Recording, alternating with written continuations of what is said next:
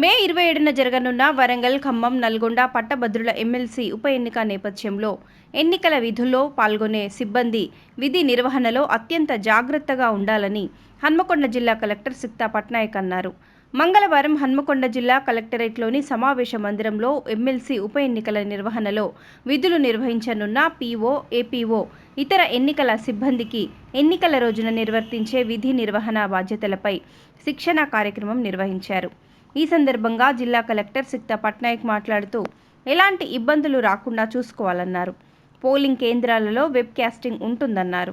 విధుల్లో పాల్గొనే ఎన్నికల సిబ్బందికి పోస్టల్ బ్యాలెట్ ద్వారా ఓటు వేసే అవకాశం కల్పిస్తున్నట్లు తెలిపారు.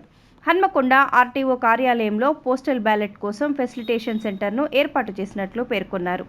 26వ తేదీన హన్మకొండ కేడీసీలో ఎన్నికల సామాగ్రి పంపిణీ కేంద్రం ఏర్పాటు చేయటం జరిగిందని, ఎన్నికల సిబ్బంది ఉదయం 7 గంటలకు పంపిణీ కేంద్రానికి రావాలన్నారు. ఈ సందర్భంగా ఎన్నికల రోజున పోలింగ్ సిబ్బంది విధి నిర్వహణ గురించి మాస్టర్ ట్రైనర్లు భాస్కర్ రెడ్డి, సుధాకర్ రెడ్డి, రాంబాబు, మహేందర్, శ్రీనివాసస్వామి తదితరులు అవగాహన కల్పించారు. బ్యాలెట్ బాక్సుల వినియోగాన్ని పీఓ, ఏపీఓలకు ప్రత్యక్షంగా మాస్టర్ ట్రైనర్లు వివరించారు.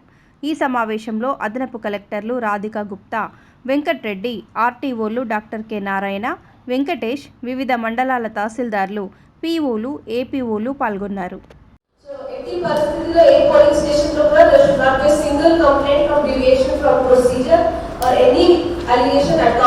సో లాస్ట్ టైం లాగా ఈసారి కూడా ప్రతి పోలింగ్ స్టేషన్ లో వెబ్ కాస్టింగ్ ఏర్పాటు చేయడం జరుగుతుంది.